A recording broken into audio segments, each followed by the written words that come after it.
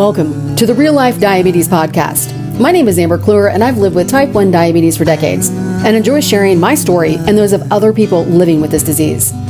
Today's guest, Rob Howe, is a fellow podcaster who recently announced a project that is near and dear to my heart. This episode is summed up by this comment: "You're always happiest when you're helping other people," and I couldn't agree more. But before we dive in, I have a few quick announcements. Number one, the Diabetes Daily Grind is a nonprofit charitable organization. Funds raised help keep the website, podcast, and advocacy efforts afloat. It's easy. Just purchase a copy of Doing Diabetes Differently or click the donate link on my website. Number two, stay engaged on all things social media. Sign up for the e-newsletter and subscribe to my newly updated YouTube channel where this episode will be live. All right, enough rambling. Let's get started. All right. I want to welcome today's guest, Rob Howe, to the Real Life Diabetes Podcast. Rob and I know each other in circles in the DOC, but this is the first time we've really connected. I think you're actually, and we'll get into this, but the first podcaster that I've done a podcast with. Oh man, well, what an honor. And thank you so much for having me. And you're right, we have a lot of mutual friends and associates, given our physical proximity to each other. Obviously, you up in Oklahoma and me just a couple hours south in Dallas. So excited to be on the show, and thanks for having me. Yeah, thank you so much. Well, I started out most episodes with your diagnosis story, just because we're all diagnosed with the same disease, but we all come about it in different ways. So let's hear about it. Yeah, so January 1st, 2005, Happy New Year. I came downstairs and I was 16 years old at the time. And my mom looked at me and was like, I was nauseous. I threw up. And my mom looked at me and was like, we got to go to the doctor. Something's wrong.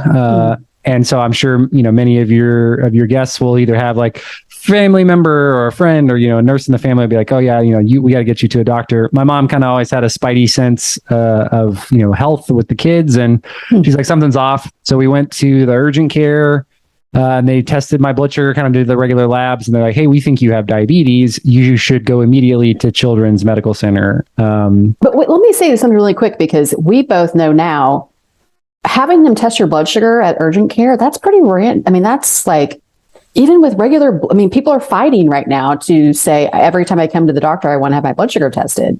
So did you find that abnormal now that you're older?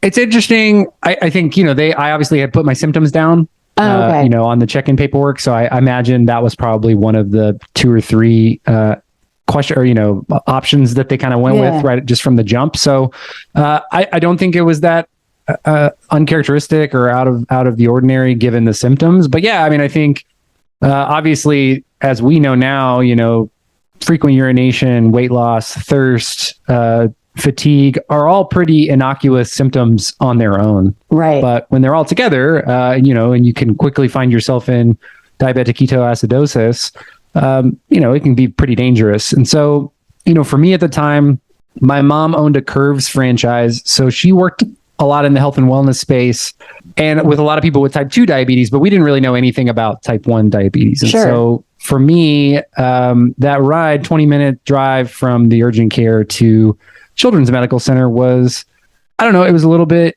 emotional, and it was rainy, and the Postal Service was on the radio, and it was just kind of what's going to happen to me? And I kind of was fearing those unknowns. And, most of our fears lie in anticipation. I think the quote is, our greatest fears lie in anticipation. And for me, that was can I still do what I want to do with my life? And I'm 16 years old, got my whole life in front of me. And what is this going to mean for me? And I was pretty emotional and afraid about it at the time. And when I got to the hospital at Children's Medical Center of Dallas, having spoken to so many people on my podcast over the years and just in the community, I now know that my diagnosis experience was best in class. My doctors and my care team were encouraging. They took the time to walk myself and my family through treatment options. I stayed a couple extra days for them to teach me how to count carbs, worked with a nutritionist, learn all the ins and outs. And how many total days were you there? I think 3 days. So, it's funny. I got diagnosed on New Year's Day. And so you're on Christmas break or the New Year holiday in high school. But I got out of the hospital the day before I was supposed to go back to school, so I didn't even get to miss any school. So I was a little bit like salty about that, I think, as a 16-year-old. But yeah, I was there for 3 days, and I was kind of like ready to get out of there by the last day. But I remember the first insulin injection they gave me in my IV drip. I just felt so good. I was like, oh my God, whatever this was, you guys fixed it. Cool. See you later. I'm good. I'm fixed now. And then obviously I learned, that this is a chronic illness and it's going to be a lifetime of management. And, for me though, the thing that stuck with me, and the reason that I say I had, one of the best experiences you can have, is my care team and my doctors from the first second told me that whatever dreams I had for my life were still within reach as long as I managed my diabetes. And so I know not everybody hears that. Yeah, no, it's not a death sentence. It's like, hey, listen, you can really, that's incredible. Well, sure. And I agree. I mean, and that was really all I needed. And I think for me, like my motivation was I wanted to play basketball at a high level. And so once I found out that I could do that, as long as I took care of my diabetes, management of that diabetes and the day-to-day sort of just became the gateway to whatever I wanted. And so that framing was important for me in my achiever brain, just the way that I learn. Diabetes resonates with me. I understand inputs and outputs, and if I do these things right, it allows me to do the other things. And so, I've spoken about it a lot. Like diabetes sort of resonates with my brain and how I think and how I am. And I'm lucky that that's what I was diagnosed with, because if it had been something else that maybe was very different, it might not have resonated so much. So yeah, I don't know that, when you think about like destiny and fate and all these things, like I don't want to say like I was destined to have this or whatever. Right. It was fine that it happened to me. Certainly I would give it away if I could, but I had a really good onboarding, and my care team was encouraging. And as I've grown older and lived with the disease for a long time and encountered some of those obstacles, I've kind of been the poster child for positivity with diabetes as well. Right.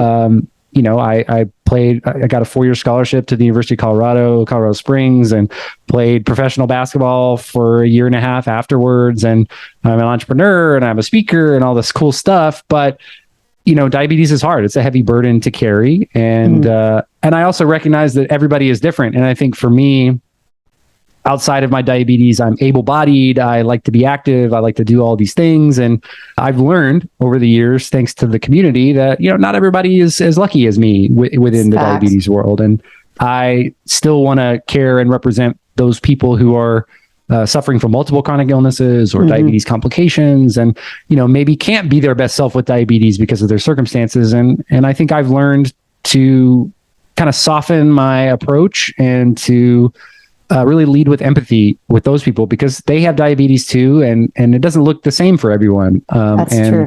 Yeah, I don't know. I think I'm as I've gotten older and made peace with the sort of lifelong aspects of diabetes. I think that's something that I've been more focused on recently than maybe in the past. I have to say that, so one of my dear friends, his name is Mark, and I'm not going to say his last name because I hope he listens to this, but he was diagnosed with type 1 at age 19. So not professional. He was in college, I think, and playing baseball, like hardcore athlete and all these things. And sometimes when we talk about the diagnosis and do you see it as a blessing or a curse, and everybody's story is so different, but he reminds me that he remembers life prior to type 1, where I was diagnosed, 3 weeks after my 8th birthday. So that life is not really, so being 16, do you ever think about that? Like what life was like before? I do. And I talk to a lot of people like you who, we don't remember things from our childhood, like details, right? But I think macro concepts. For me, the thing that I remember the most that's not diabetes related is, or sort of like the before time, is I used to just go to Blockbuster and get like whatever candy I would want. And so like my friends and I would have like, I grew up in a suburb of Dallas, and we were pretty good, well-behaved kids. So our weekend thing was like, hey, like, let's take the Blockbuster unlimited membership card and go to Blockbuster, grab some candy, and like come back to the house and watch a movie. And I would always grab the little Blockbuster tin of, or like plastic, package of gummy worms. And I just loved their trolley gummy worms, which I still do. Although now I take them medicinally for low blood sugar. So, it's just part of my prescription. But yeah, I think that's what I remember the most. I don't know. I don't remember too many details, but I do remember life before counting carbs. I counted every carb since 2005. And, I do remember, drinking regular soda, but those things, I don't know. It's just unlike somebody who like you or somebody who was diagnosed like shortly after birth and like truly doesn't remember a childhood without diabetes. And, their parents had to take care of them at birthday parties and things like that. I, again, have tremendous empathy for that. But I got to do those things and I'm fortunate for it. And, if I had to go back in time and whisper something into my 3-year-old ear, be like, eat more cake. Like you trust me, like just eat it now, get it out of the way. I might tell him that. It's so many things on that. Like I remember whenever I switched from NPH and regular. And so I had to learn how to count carbs. And I've been on that regimen since diagnosis. And I didn't switch until, my mid-20s, early 20s. And I was like, let me get this straight. So I go from 2 shots a day to like maybe 5. And now I have to count every freaking carb. Like, what is going on? The bonus to that was I did lose a lot of weight. So I took that as a win at the end of the day, but it's just one of those things. And because I say that, like with every couple of years, our diabetes management changes or can change. And I know that like you, or like me, you are in the trenches. And so you know everything that's coming up and about. So if you don't mind please share what your current diabetes management regimen is. Yeah, my current diabetes stack, so to speak. So I did what many people in the community have done, and I learned about from the community, and I'm on currently what's called a pump break. I manage my diabetes primarily through pumps. I got on one in 2009, I think, and I resisted it at first because I didn't really understand them. I thought they had like be surgically implanted, and I know that they used to have like ports and things like that people would use, and so I resisted it at first. But once I got on it, I found it to be much more convenient than just giving all of the injections. So I wore a pump for 15 years, and my current pump is the Medtronic MiniMed 770G. And I also use the Guardian 3 sensor, and so they have the hybrid closed loop algorithm, and I run on auto mode most of the time. I think like 95% of the time. But in this summer, so in May 2022, I guess even backing up before that, I had switched this year to Lumjev, which is a rapid acting insulin from Lilly. It's their version of Fiasp. Is I guess more popular, maybe the Novo version, but it works fast, but it has like a little burn. And like when you give the injection, you feel it a little bit. It's not painful, but you notice it. And it was giving me a lot of lipohypertrophy. So if you're listening and you don't know what that is, lipohypertrophy is basically insulin scar tissue under your skin from insulin injections. And when you wear pump sites, many people experience like if you don't rotate them often enough, or you don't, if you use the same site over and over, you can develop little lumps under your skin that feel like scar tissue. And what I didn't know about Lumjev is that when you use it in a pump, it can cause more intense lipohypertrophy than Humalog or Novolog or some of the older insulins.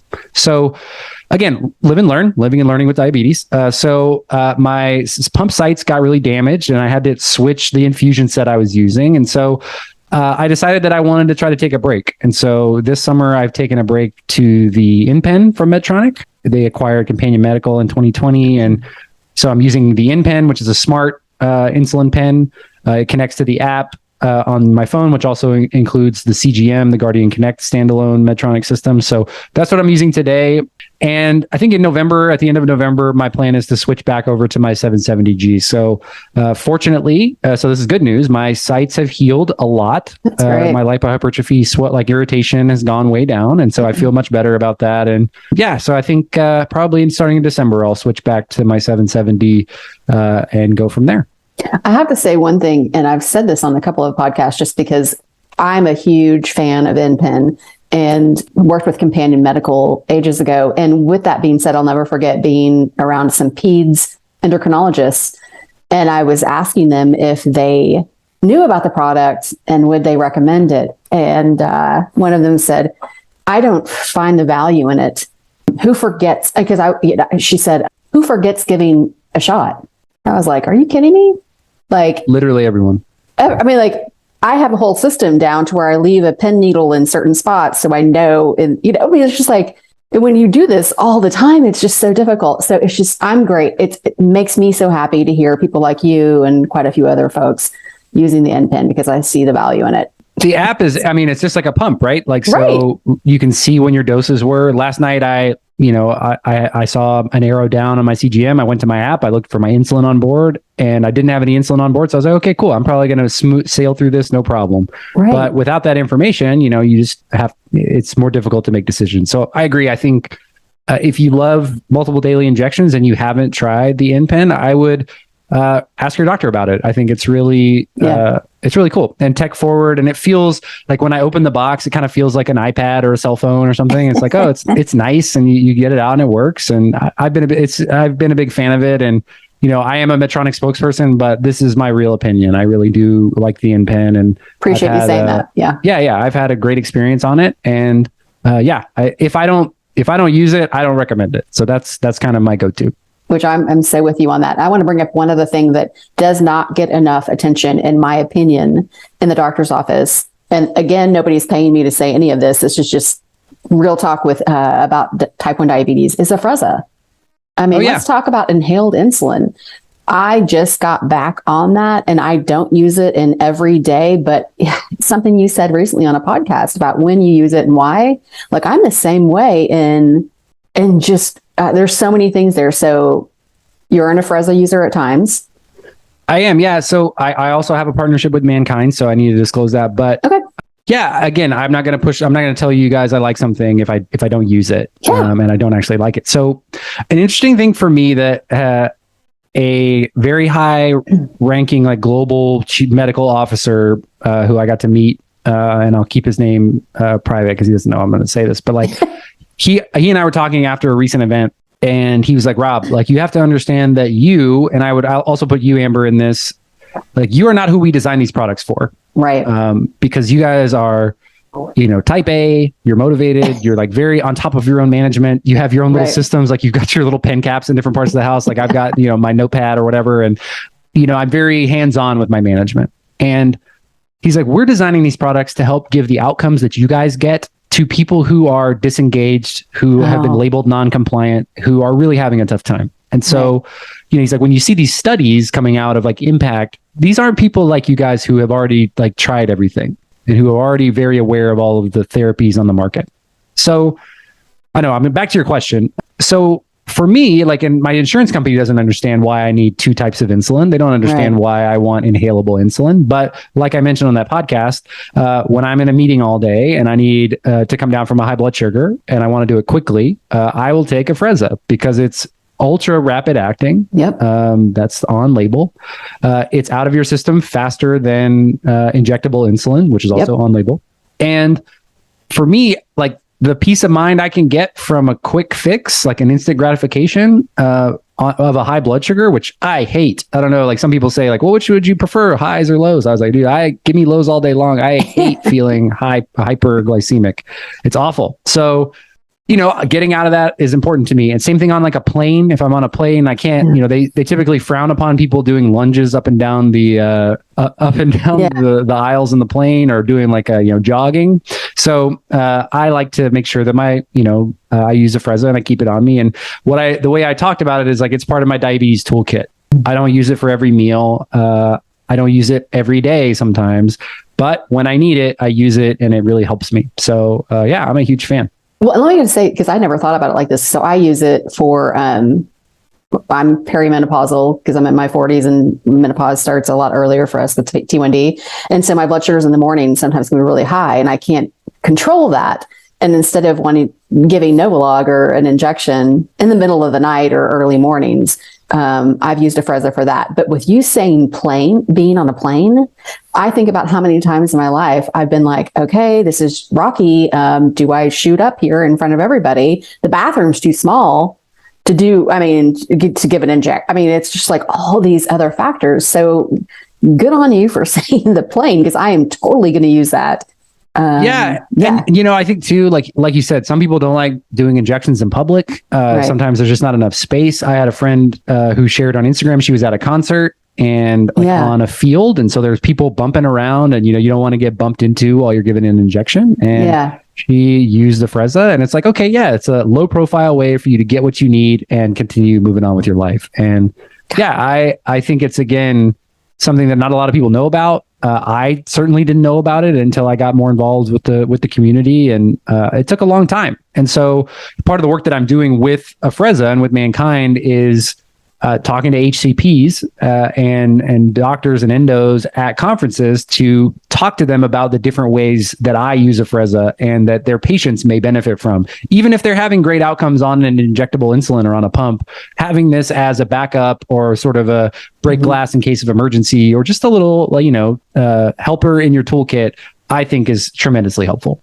Well said. And one of the reasons why I fight with the diabetes caucus is like everybody should have access to whatever they need to manage their diabetes that best serves them. And again, same diagnosis, but different ways to treat it. And yeah, I mean, we talk about so how it doesn't look the same for everyone, but in practice, they try to make it very standardized. And I understand why they're doing that. Sure. But I think, again, you have to learn to advocate for yourself. And I'm very fortunate. Again, like, I have commercial insurance through my companies. I pay for all my employees' premiums and my own. And I know that not everybody has that. So I'm careful to say, make sure to definitely add this. But if you can, talk to your doctor and see what you could do, because I think it has been tremendously beneficial to me. I appreciate that. And if you're looking to hire anyone, I'm available. if you're providing good insurance, I mean, that's like such a big deal. I'm kidding, but okay. No, I appreciate it. I want to jump into, so if you're listening to this podcast and you don't know who Rob is, you've obviously been living under a diabetes rock. So let's talk a little bit about your professional career, because like me, you have used your diagnosis, and it's a career path, for lack of a better term. And you're doing the greater good. And we're going to go into some serious projects here in a second. But yeah, let's talk about what you're doing. Yeah. So in 2015, I started Diabetics Doing Things. And at the time, it was a podcast, just a podcast, which it still is. And we published an episode today, and we continue to do that. And it really stemmed from a conversation that I had with my dad when I was 17, and I was volunteering for National Honor Society, and I was trying to figure out where to put my time. And my dad said something that stuck with me, and he said, "Hey, Rob, it seems like you're always happiest when you're helping people." Oh. So he's like, "Start there." And so I remembered that, and I was on this amazing trip that I got to take through my last job through the International Center for Journalists. So I was in Colombia for 2 weeks on a work exchange. Nice. And so I had a lot of time to myself, and I was sitting in my hotel room because I had curfews, and there were things with the trip and insurance and stuff. So I'm sitting in my hotel room, and I had a lot of time to think. And I'm like, okay, cool. I'm gonna help people. That's my career's going good. My personal life's going good. I have these interests, but there's nothing that I'm doing that's giving back to other people yet. So how do I do that? And as I was sitting there, my insulin pump just kind of came clattering out of my pocket. I was sitting in a big lounge chair. And, as those of you who wear tube pumps know, sometimes you sit in the car or you sit in a chair and your pump falls out. And so there was my sign sitting on the floor. I was like, well, maybe my story as an athlete can help somebody else like me with diabetes. And I thought of, when I was diagnosed, I immediately went to search for people who were doing the thing I wanted to do with diabetes.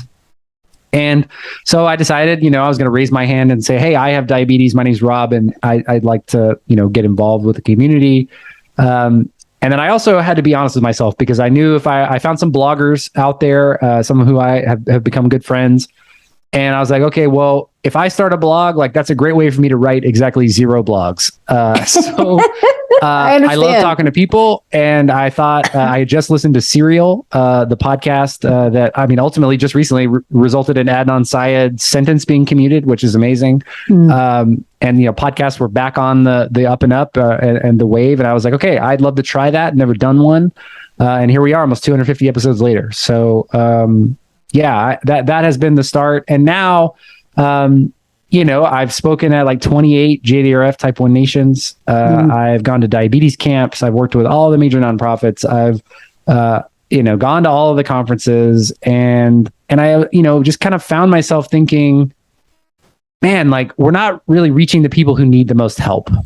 And, people in the diabetes online community, obviously all of us need community. We all need education. We all need inspiration. But if you're listening to this podcast or you're interacting with us on social media, you are in like the 1% of people with diabetes. You're engaged, you're searching, you're seeking, and you're looking for people like you. And from there, I was just like, okay, well, how do we reach these people who aren't engaged? Like, they're not going to see my podcast. They're not going to go searching for my Instagram. They're not going to be doing this stuff. And ultimately, like, we've got to help the people who need it most. So what I've kind of come up with, and we've run our first sort of pilot test, and I know you kind of teased that earlier, but we'll talk about it here, is like, how can we build practical applications for people with diabetes? And you hear the stat all the time, right? Like 1 in 3 people in the United States live with some sort of diabetes, from pre-diabetes to type 2 to type 3C to MODY to LADA to type 1. And, we're learning about all these other ones all the time. And the average person just hears the word diabetes, they think immediately it's the same thing. And more specifically, people that have eaten too much sugar or they're obese. So, right. I mean, and there's a ton of stigma. The challenge with diabetes stigma is that there's 30, 40 years of bad information that everybody has been delivered via mass media and other things. So it's hard. And I think like the really difficult part is that it becomes the onus of the person with diabetes, no matter what kind, is explaining it to people who don't know. And it feels very invasive, and I understand that. And yeah, I mean, the reality is that a lot of people live with type 2. That's the bulk of it. Are those people less deserving of care and information and community? I say no. Yeah. And, other people have their takes on that as well. But I think, again, practical applications. We don't have to change. We don't have to cure all these people. We obviously can't. So how do we make their life a little bit easier, or help them get to the right information, or make a connection that's either recommending a new therapy or product or experience, and doing a little bit of good, positive momentum. So where to start? As a person, as a team of, it's me, and then I have 2 amazing part-time staff, Eritrey and Ashley, who help me with the podcast and running the social channels and just with project management. And we asked ourselves the tough question: how do we reach the people who aren't engaged with diabetes social media? And if 1 in 3 people live with diabetes in North Texas or in the US or where I have you, then I was like, okay, well, I got to find some nonprofits locally who help a lot of people, because it's a numbers game. If you help a lot of people, then you help a lot of people with diabetes. It's just how it works. Yeah. So I started looking around for really great nonprofits here in North Texas, in Dallas, and I found North Texas Food Bank. They are always in write-ups every year on North Texas Giving Day. They're they help and they feed 1.5 million families in North Texas through their network of food banks every year. That's great. And so I'm like, okay, cool. 1.5 million. Well, let's divide that by 3. Cool. Yeah. 500,000. We could be talking to 500,000 people who live with some kind of diabetes. So, and let's be honest, in those situations, and this is not I'm going to say this as PC as possible. Like, if you are picking up food from the food bank, you're probably the demographics there, and there's some other factors there that you're at higher risk. And so you are really meeting the market that needs to hear this kind of stuff. Okay, so keep going. So regional food bank, you're in. Okay. Well, and just to kind of reiterate that point again, like underserved communities, absolutely, like there's disproportionate for sure. Also, though, something that I hadn't thought about that we've learned really early on from the response to this effort is that it's also people who are over the age of 60, so seniors with diabetes. Underserved. Yep. Very underserved. And there's a lot of them. And so I think even me, like, those people are just not on Instagram. They just don't, they're right. Like, cool, I'm not that, I'm past that. I'm not going to do it. I don't understand it. So of course they're not on diabetes Instagram. Of course they don't listen to podcasts. Like, they're just set in their ways. So how do we meet them where they are? So anyway, rewind. So North Texas Food Bank helps 1.5 million people in North Texas. Cool. They have this framework and logistics to be able to deliver information. So I thought, who do I know? Do I have some contacts? So I reached out to my network, found out that I knew somebody who worked there, just from, fringe, like loose ties from some, honestly, through Dallas Comedy House, who, a person who I had taught years ago. And so I reached out, grabbed lunch. I pitched her the idea. I was like, hey, I want to put a print material in your kits. Is that possible? Tell me, is that a thing that you guys would do? Could we partner as a community organization? She was like, it's not my area, but I will, refer you on. And so I talked to some people, got some, good thoughts on the idea. And then I was like, okay, cool. I'm gonna have to go raise some money to cover the print costs. We'll cover the design and the web. That's what we do. That's what I do in my real job as a guy who works in advertising. And so, yeah, we designed this cool print piece. Beyond Type-1 funded us, gave us $5,000 to print 90,000 rack cards, postcards awesome. that we've then put in kits that are going out to North Texas Food Bank. And it basically just says, like, do you live with diabetes in English and Spanish? It has a QR code that takes you to a really simple experience that gives you some information, critical diabetes information in North Texas, endocrine offices that we have vetted and know are good, clinics that support all of the government assistance as well, so you can go get free meds if you need it.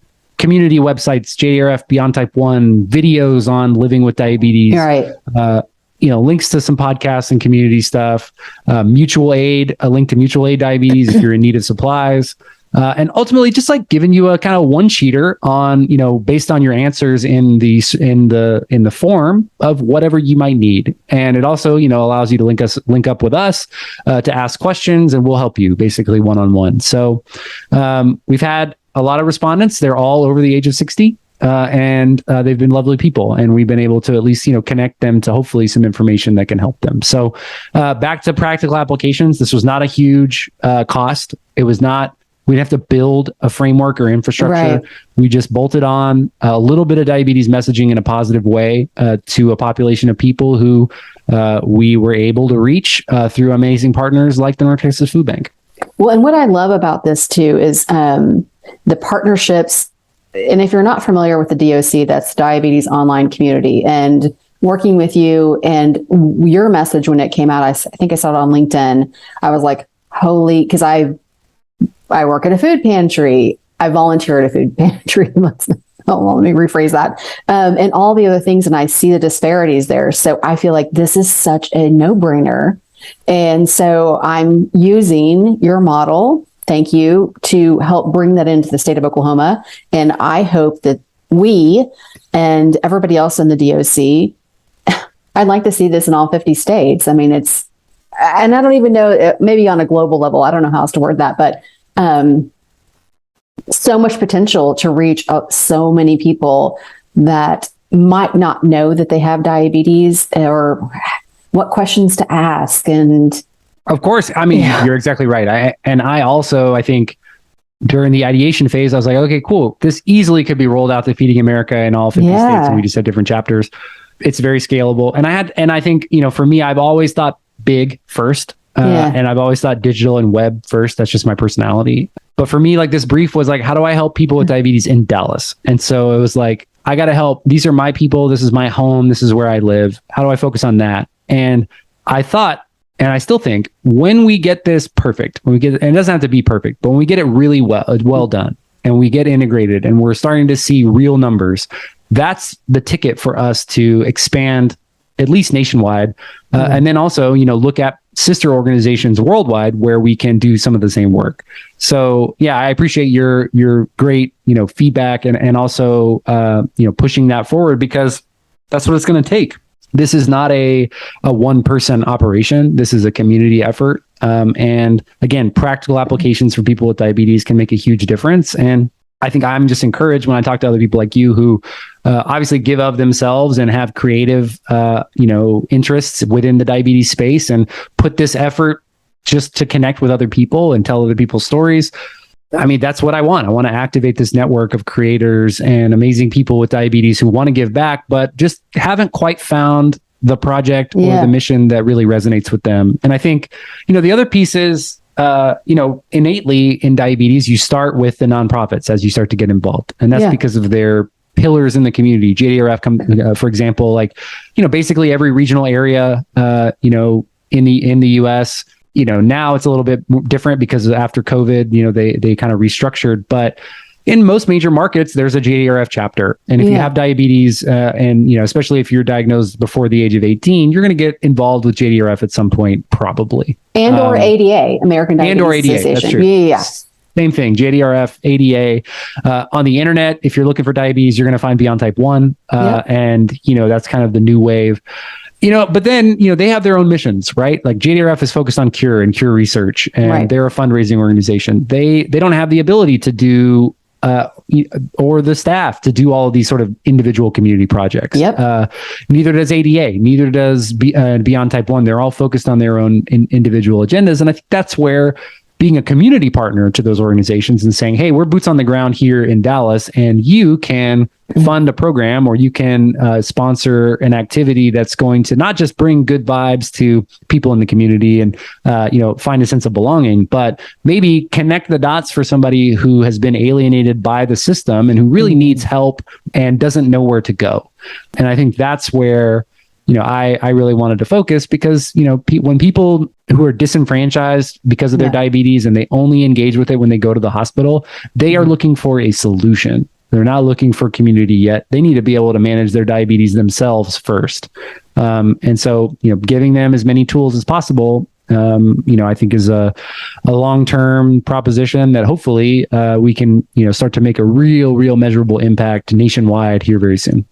Very well said. And that absolutely mirrors every reason why I do what I do. Gosh, I want to ask, I've got a few last questions. I was interviewed a few months ago about the fact that not only do I live with type 1 diabetes, but that I work in the diabetes space. So when we talk about diabetes distress and things like that, because I don't get to shut it down in real life or in my professional life.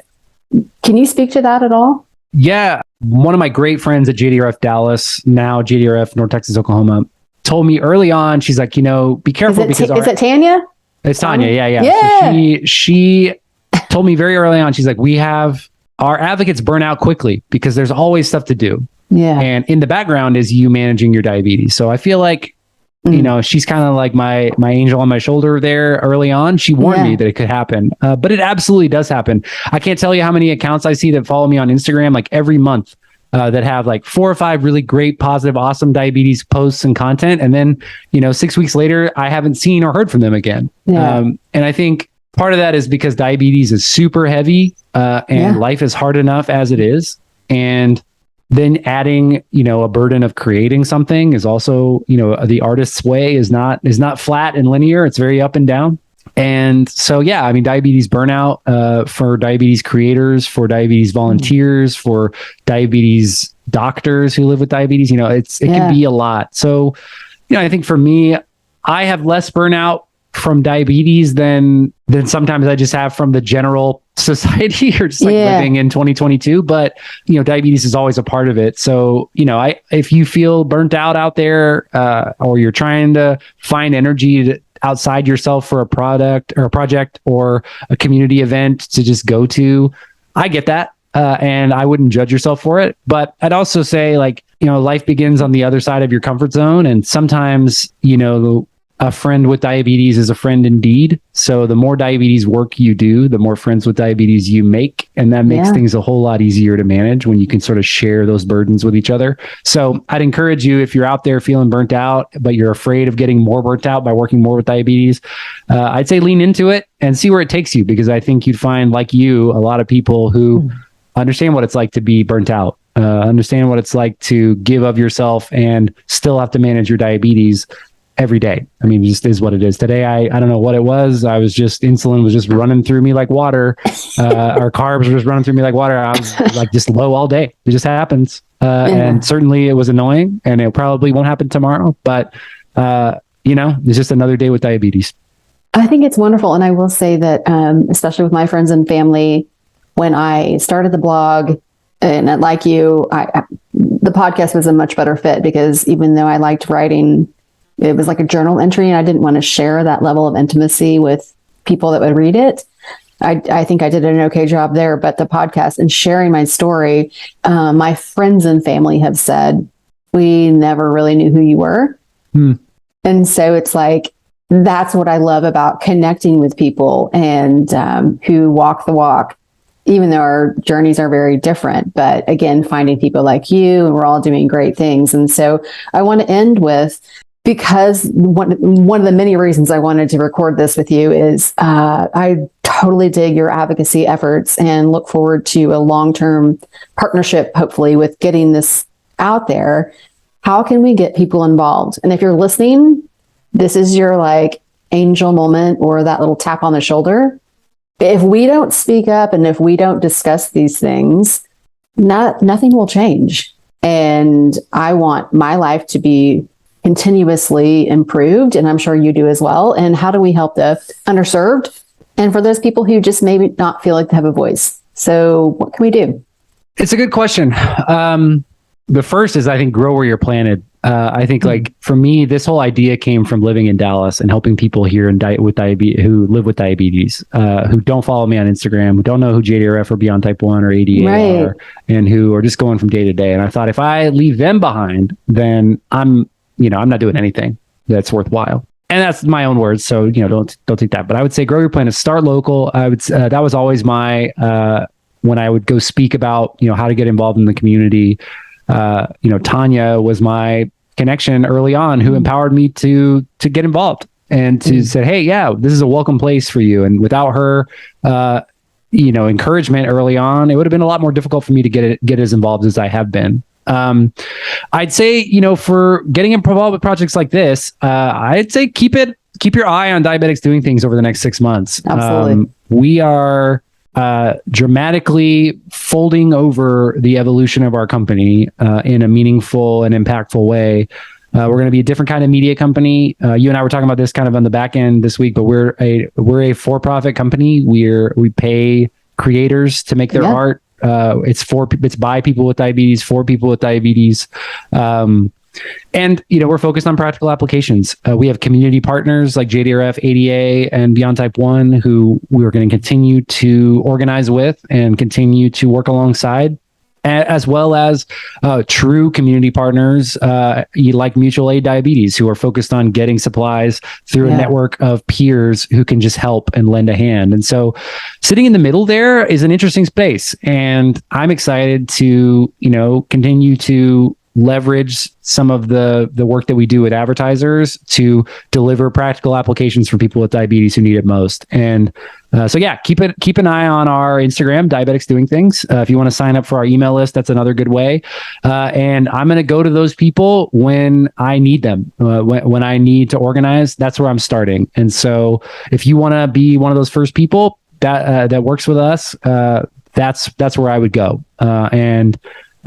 Be patient with us, but my wheels are spinning behind the scenes. I'm working. So I look terrible. My attitude is bad because I'm putting that work in. And I think, that's for me what it takes. And that's how I know that I'm doing something that's meaningful, is that even if I'm not making a bunch of progress, I'm still waking up and returning back to the work. And, even just some of the small impact that we've been able to have over the past 7 years, I know it's making a difference to even just to one or two people. If that's all it would still be worth it for me to do. So yeah, I just, all that to say, that was not a great answer, long-winded. No, it's a great answer. Diabeticsdoingthings.com. That's where we're at. Well, and I want to say, I'll end with this. I had a parent contact me recently, and I know that you are contacted often, who listened to one of my past episodes with Patricia Dacre, who has a very positive, and has a very positive attitude. And this is why I keep the lights on here for me, and how I keep doing my stuff. Is this parent was saying, listening to that interview, hearing someone living with type 1 diabetes as an adult and how they've kept up that positive attitude gives her hope, I believe, for her 11-year-old son. And so good on you, and good on all the other people that are sharing these stories, because so many people need to hear them. And I'm happy to surround myself with people like yourself who are using this diagnosis to do something positive. It's not a death sentence. It's just a different way of living life. And you can do whatever you want. You can. And I'll caveat that with, I've been the poster child for diabetes positivity. Like I'm on the posters, you can live the life that you want. And I feel depressed, and I get burnt out, and it's difficult for me. I had to go to 4 pharmacies last week and use a savings card to get a prescription filled because I had to get out of I was going out of town and I needed my Tresiba refilled. And I was like, God, like this is so frustrating. I have all the advantages. I have all the boxes checked and still I'm having to do all this BS work. So I see you. I feel that. I'm a real person with diabetes, just like you guys out there. And you know, if you think for 1 second that Rob Howe has it all figured out because of his little podcast and his social media stuff, like you got another thing coming because I'm out there. I'm still there with you. I had some tough blood sugars today and I'll probably have some in another day this week. So yeah, I was a shit show today. I totally get it. Yeah. It's supposed to be an easy day. I had to lay down at one point. I was like, this is just ridiculous. I just need to take a deep breath. But I honestly think that's the best way to look at it. This is just ridiculous. Ridiculous. Yeah, like let's take a break. Well, thank you again, Rob, for being on the show. It's awesome to connect with someone equally as passionate as I am about serving our community. Rob and his team are doing a killer job, and I hope you will join our efforts to educate the underserved people living with this disease. Just a friendly reminder as I wrap up, I'm here for my diapeeps and the medical community. So feel free to contact me at diabetesdailygrind.com. Your continued support and love help keep the episodes coming. Cheers to the highs and lows, everyone.